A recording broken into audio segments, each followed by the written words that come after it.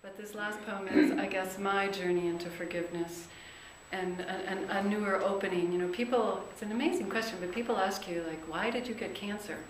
And, you know, it's a curious thing, you know. At first, you know, I guess a lot of it was, you know, I looked at Louise Hay to figure out why I got cancer.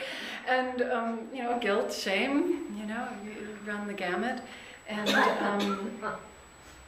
then it sort of became maybe a learning. I don't know if I ever got to gift. I don't know if I've gotten to that yet. But the answer I have for that now is it belongs to me. It belongs in my life, just like everything else that's ever happened to me. And that's the power of being here. In this life that isn't mine, that I have no control over, life needed to be a part of my life. Or cancer needed to be a part of my life. So does life, actually.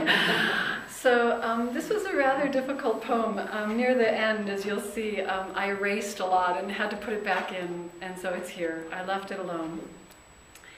As best I, you know. Anyway, it's called Closer to Me. A sage offered me this option. Thank all those who have caused you pain, because it brought you closer to me. Many names and events came to mind that dragged me into a mental arm lock with God, because I see how I have cherished the story of my suffering. And as much as I want to let it go, I want to hold it as my badge of pride and survival. I see how this keeps me from fighting the shadows of my light for endless stretches of darkness into endless strings beyond time. Fear grips my belly and cries out, no, do not say this. Do not surrender to the interior war. Fighting is the only way to stay alive. Who will you be without this conflict? You need me.